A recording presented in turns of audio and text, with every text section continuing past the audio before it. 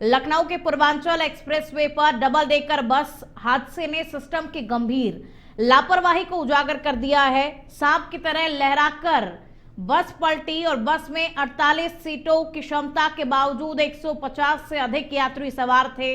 हादसे में 5 लोगों की मौत हो गई है और 45 लोग जो कि घायल हुए और जांच में ये सामने आया कि बस में अवैध रूप से सीटों को स्लीपर में बदला गया था और पीछे का हिस्सा नियम विरुद्ध बनाया गया था। बस के 67 चालान पहले ही हो चुके थे, जिनमें ओवर स्पीडिंग भी शामिल है। पुलिस ने ड्राइवर और मालिक पर मुकदमा दर्ज कर फरार चालक की तलाश शुरू कर दी है।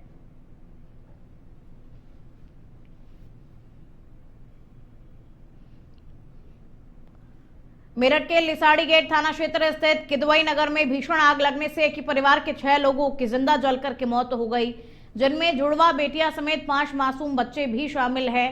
रेडीमेड कपड़ा कारोबारी इकबाल के 3 मंजिला मकान में शॉर्ट सर्किट और सिलेंडर लीक होने से गोदाम में आग भड़की, जिसने पूरे घर को चपेट में ले लिया। धुएं से सीढ़ियां बंद हो गई और परिवार ऊपर फंस गया। इकबाल नमाज पढ़ने के लिए गया हुआ था। दमकल के 2 घंटे की मशक्कत के बाद में आग पर काबू पाया गया। प्रशासन ने इस मामले को लेकर के जांच पड़ताल शुरू कर दी है।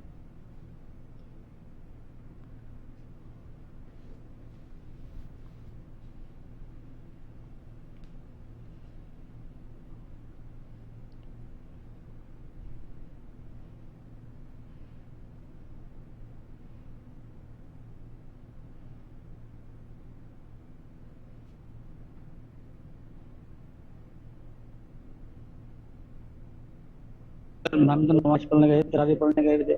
हमारे पास फोन आया कि ऐसे ऐसे आग लग गई। तो जब मैं घर पर गया, घर पर बहुत भीड़ थी, फायर ब्रिगेड सब आए हुए थे। लेकिन जब यहाँ पर आया कि यहाँ मेरी एक बेटी एक बेटा, छोटे भाई का मिसिज, उसके 2 जुआ बेटी और एक बेटा।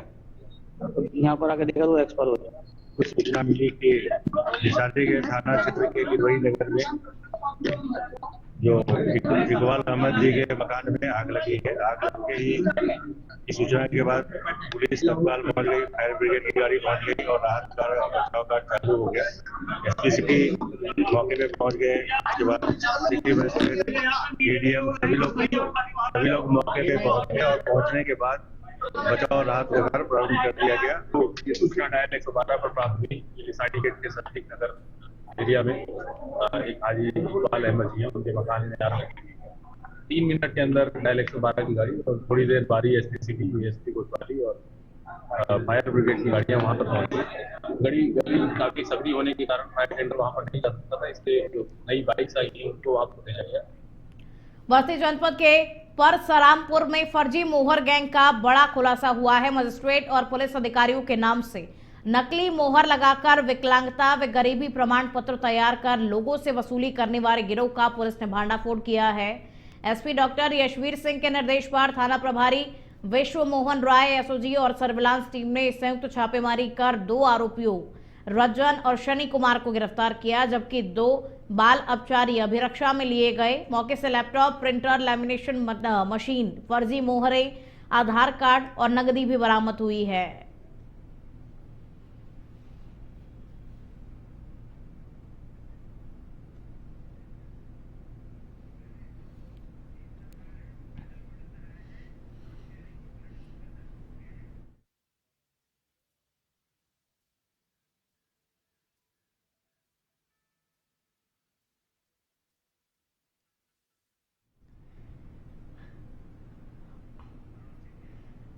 सिद्धार्थनगर के भनवापुर विकासखंड अंतर्गत ग्राम पंचायत बुढ़ाऊ में मनरेगा कार्यों में बड़े पैमाने पर अनियमितता के आरोप लगे हैं और ग्रामीणों का दावा है कि 2 वर्क आईडी पर 102 श्रमिकों की उपस्थिति दर्ज की जाती है, जबकि मौके पर केवल 20 से 25 मजदूर ही काम करते हुए दिखाई दिए।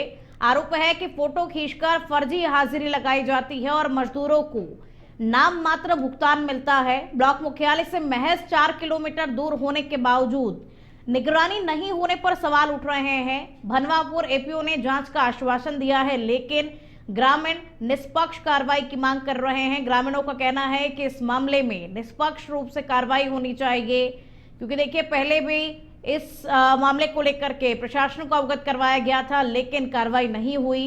अब दोबारा से विभागीय कार्रवाई पर सवाल उठ रहे हैं। जांच के आश्वासन के बीच में कार्रवाई का इंतजार किया जा रहा है। हालांकि देखिए, ये कहना है कि इस मामले को लेकर के जल्द से जल्द कार्रवाई की जाएगी। प्रशासन ने यह आश्वासन दिया, लेकिन ग्रामीण कह रहे हैं कि इस पूरे मामले को लेकर के निष्पक्ष कार्रवाई जल्द से जल्द की जानी चाहिए। फर्जी उपस्थिति और भुगतान में गड़बड़ी का दावा ग्रामीणों ने किया है।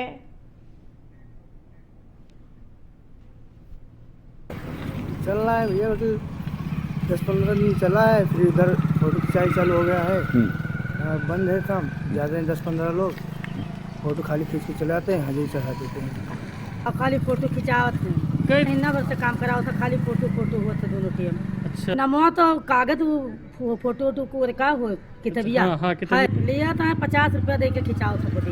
अच्छा, जैसे कोई नहीं जाता तो फोटो खिंचवाते, 50 रुपया उनको मिलता है। जो काम करते हैं उनको पैसा मिलता है, पगार पूरा हो गया। अच्छा।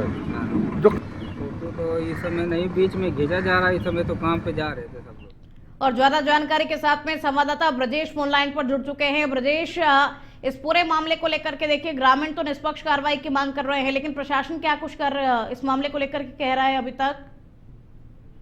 जी खुशबू, मैं आपको बता दूं कि ये भनवापुर ब्लॉक का ग्राम पंचायत बुढ़ऊ है, जहां मनरेगा श्रमिकों के द्वारा साफ तौर से बताया गया है कि ग्राम प्रधान के द्वारा सिर्फ जो है साइट पे ले जाकर के सिर्फ फोटो खींचने का काम होता है। लेकिन सबसे बड़ी बात तो ये है कि जब मनरेगा श्रमिकों की उपस्थिति 100 से ऊपर लगाई जा रही है, मनरेगा श्रमिकों को जो पारिश्रमिक है 252 रुपया प्रतिदिन का है।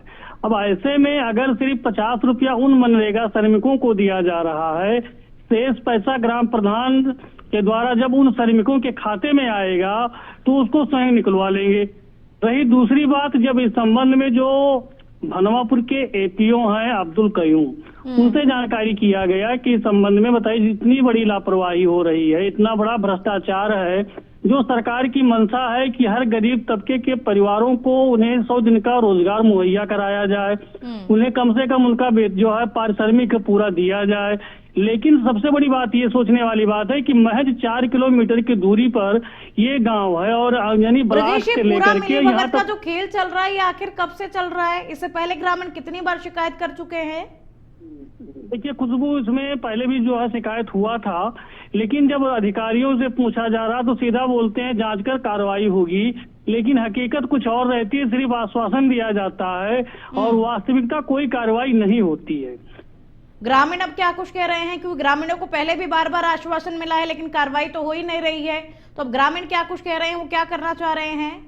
जैसे खुशबू, जिस तरीके से ग्रामीणों ने बताया, और सबसे बड़ी बात तो ये है कि जो मनरेगा श्रमिक की जो महिला थी जगमाती, उसके द्वारा स्वयं बताया गया, उसका फोटो भी खींचा गया है नरेगा में, और उसने स्वयं बताया कि ग्राम प्रधान के द्वारा सिर्फ फोटो खींच लेते हैं, 10-20 लोगों को साइट पर ले जाते हैं, 100 लोगों से ज्यादा लोगों की हाजिरी लगा देते हैं और हम लोगों को 50 रुपया दे देते हैं। अब ये सबसे बड़ी फर्जीवाड़े का खेल है। अगर 252 रुपए की अगर अनुमानता अगर लागत निकाला जाए तो 100 लेबर का अगर लगभग देखा जाएगा तो लाखों रुपए से ज्यादा जो है सरकार का जो है डेली का डेली नुकसान होता है। बिल्कुल, ये बहुत गलत गरीब लोगों के साथ में हो रहा है।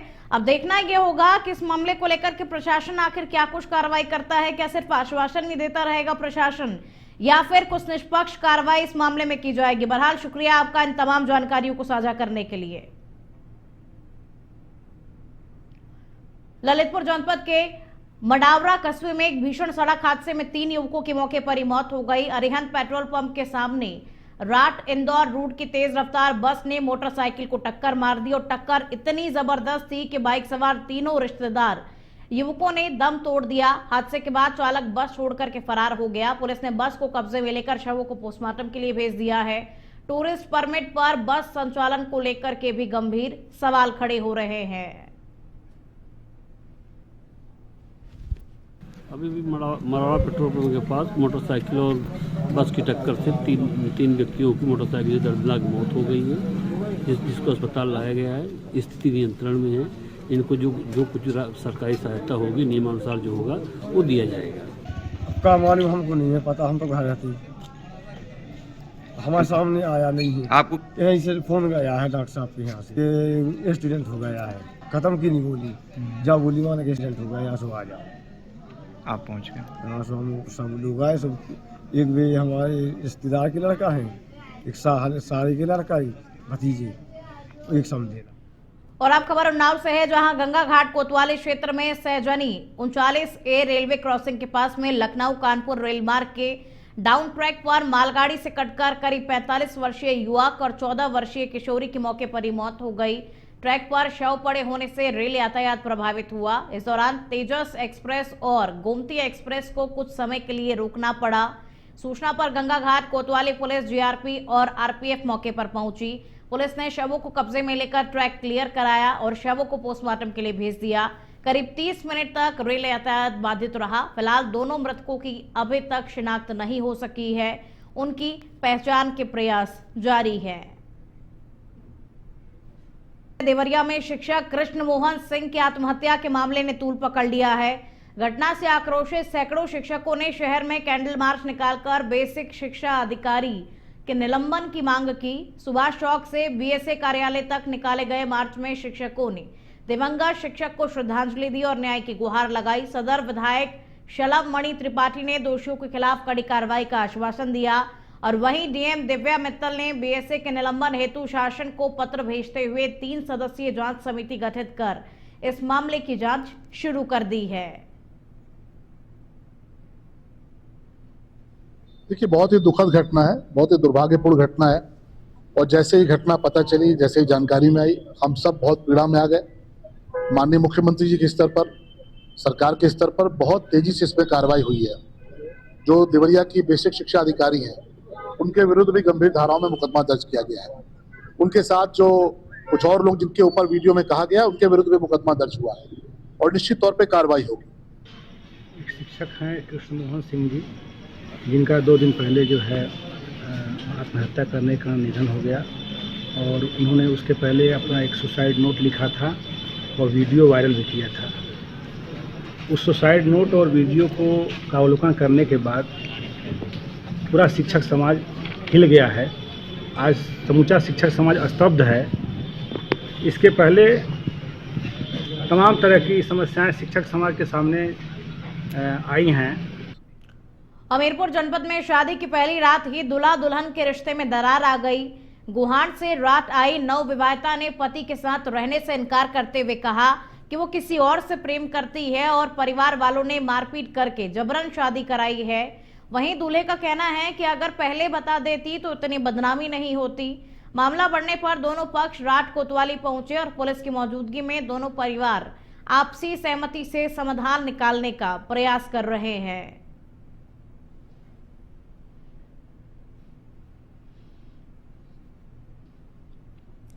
तो दुल्हन ने पति के संग रहने से इनकार कर दिया है। दुल्हन का शादी के बाद इस मामले को लेकर के कहना है कि मैं तो अपने पति के साथ नहीं रहूंगी। दुल्हन ये कह रही है कि मैं किसी और व्यक्ति से प्रेम करती हूँ। दूल्हे ने कहा कि आपको इस बारे में पहले अवगत कराना चाहिए था। जब ये मामला आपस में नहीं सुलझा तो ये लोग पुलिस के पास पहुंचे। अब पुलिस के साथ में मिलकर के इस मामले को सुलझाने का प्रयास फिलहाल दोनों परिवार के लोग कर रहे हैं।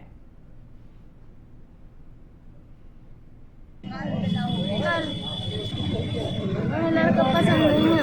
शादी हमने पहले मना करी थी कि हमें शादी नहीं कराना है। सब लोगों ने मारा और कहा कि कर लो शादी, हम दूसरे लड़का अच्छा लगा जबरदस्ती से शादी करा। क्या जबर वो किसी लड़के से बात करती है सर, और वो हमारे साथ है कि नहीं है रहने को। वो किसी लड़के से बात करती है, लड़का का लड़का है। हाँ, वो कह रही है हम रहेंगे, उसी के साथ रहेंगे। ये बात आप शादी पूरी हर चीज ने कुछ नहीं बताया हमें। जब काल घर पे मतलब नाइट में इसने बताया कि हम आपके साथ कुछ नहीं है, न रहेंगे। और खबरों में आगे बढ़ेंगे। मथुरा जिले के बरसाना में विश्व प्रसिद्ध लड्डू मार होली का आज से आगाज हो गया है। राधा रानी की नगरी बरसाना में देश विदेश से लाखों श्रद्धालु पहुंच रहे हैं। गलियां रंग बिरंगे गुलाल और आकर्षक सजावट से सराबोर है और पूरे ब्रज क्षेत्र में उत्सव जैसा माहौल देखने को मिल रहा है। राधे राधे के जयकारों से पूरा बरसाना इस वक्त गूंज उठा है और प्रशासन की ओर से सुरक्षा के कड़े इंतजाम किए गए हैं और श्रद्धालुओं की सुविधा के लिए विशेष व्यवस्थाएं भी की गई है ताकि ये पारंपरिक उत्सव शांतिपूर्ण और भव्य तरीके से संपन्न हो सके।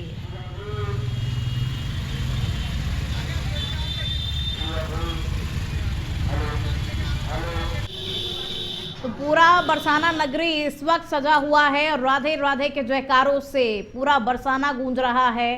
आज लठमार होली होने वाली है और उसको लेकर के देश और विदेश से लाखों श्रद्धालुओं के पहुंचने की उम्मीद है, क्योंकि बहुत मान्यता है इस होली की और इसको लेकर के श्रद्धालु जो हैं उनका तांता लग जाता है। लठमार होली खेलते हैं, विदेशों से भी पर्यटक पहुंचते हैं, लठमार होली देखते हैं। बरसाना की गुलाल और सजावट से बरसाना की गलियों को रंग दिया गया है। कुछ झलकियां इस वक्त आपकी टीवी स्क्रीन पर राधे राधे के जयकारे ही चारों ओर गूंज रहे हैं। प्रशासन की ओर से भी सुरक्षा के कड़े इंतजाम किए गए हैं ताकि किसी भी श्रद्धालु को कोई भी परेशानी ना हो और श्रद्धालु बरसाना में लठमार होली को आनंद पूर्वक मना सके।